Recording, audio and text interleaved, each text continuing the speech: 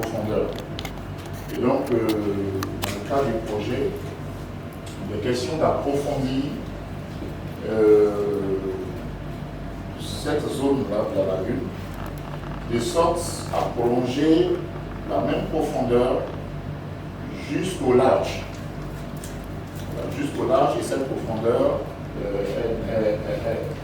de moins 5,20 par rapport au zéro hydro, ou bien moins 6 par rapport au niveau moyen des mers,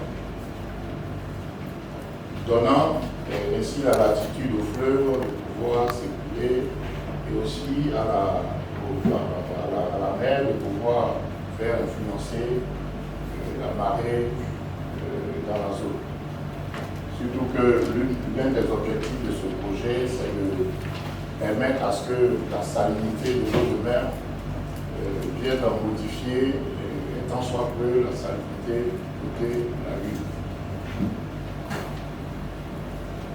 Pour ce qui est des épis, alors, le cavalier, je vais vous donner plus ou moins la longueur. Le cavalier S, depuis le musoir jusqu'à l'entrée, à la connexion avec l'épi, nous avons 352 mètres linéaires. Et dans le cas du projet, ces ouvrages-là, le cavalier, je dirais, est exécuté à 94%. Alors nous allons le voir sur le chantier.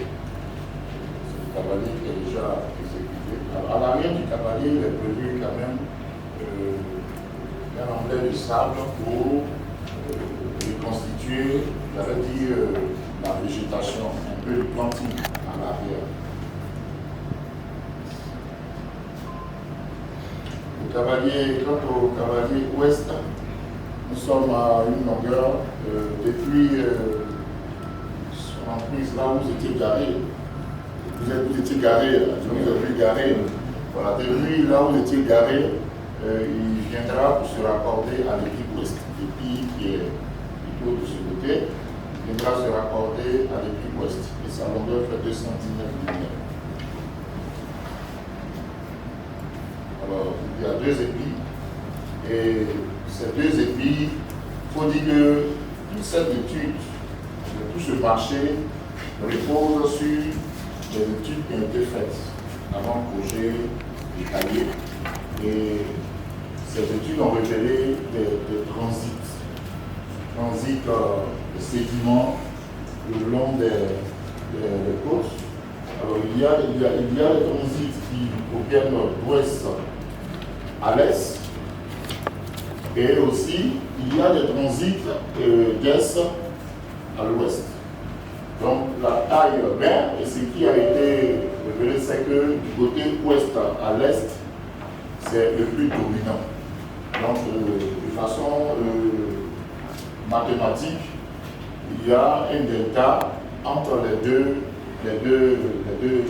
transits, selon les différentes périodes. Et c'est ce qui a justifié plus ou moins cette conception que nous avons. C'est-à-dire le pic ouest se retrouve avec une longueur de 240 mètres linéaires, tandis que le pic est une longueur de 170 mètres linéaires. Présentement, nous avons terminé, je dirais, à 90% presque le pic ouest, pour sa partie immergée. Parce que nous faisons d'abord tout ce qui est immergé avant de faire tout ce qui est émergé. Donc l'épi S, quant à lui, nous sommes présentement à la mise en place du noyau et nous sommes presque arrivés au musoir, avant d'entamer les protections. Alors, tous ces ouvrages, les épis, il y a d'abord ce qu'on appelle le noyau. Est-ce que je peux avoir donc, tous ces ouvrages, il y a la partie centrale qu'on appelle le corps même de la tige, et le noyau.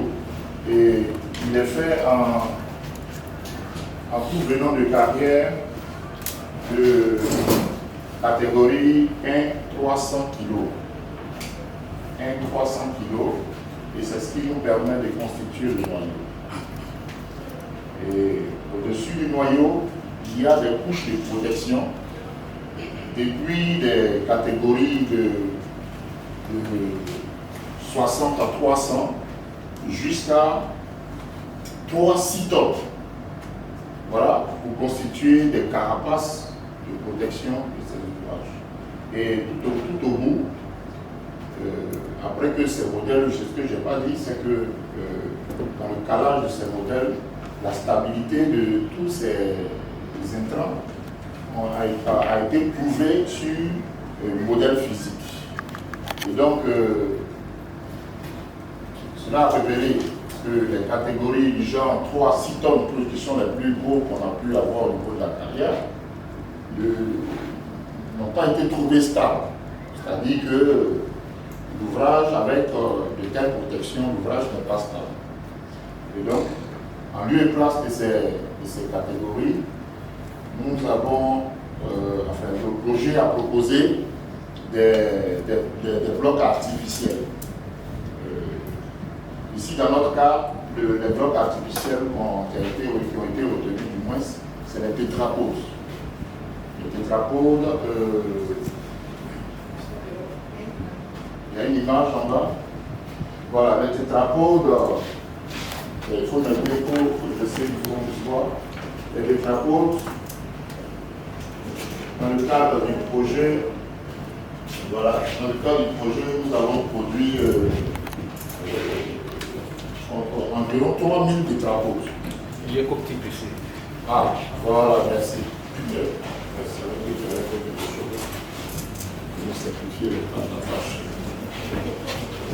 Voilà, donc ces tétrapodes-là, comme vous voyez sur les photos là-bas, c'est eux qui vont constituer la pointe.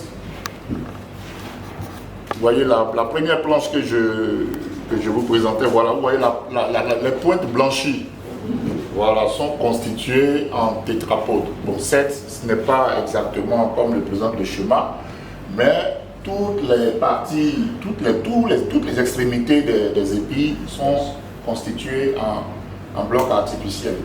Un élément pèse 15 tonnes. Voilà, 15 tonnes. Contre 3-6 tonnes, vous voyez, c'est pratiquement 3 fois le tonnage. Et donc, nous en avons fabriqué sur place, sur le terrain ici, 3000 blocs pour ouvrir les deux épis. Alors, il faut dire qu'au niveau de l'épi ouest, déjà au sommet de l'épi ouest, nous sommes à des profondeurs allant de 9 mètres de profondeur par rapport au zéro hydro. Tandis que l'épi est, il faut excaver pour asseoir l'ouvrage. Parce que c'est une zone qui est déjà ensablée. Il faut ensabler. Donc, dans le cadre de notre projet, nous sommes voilà, tout à l'heure, je vous parlais du noyau, c'est la partie centrale là. Et il y a des sous-couches qui sont un peu comme des couches filtres pour éviter que ce noyau-là sorte.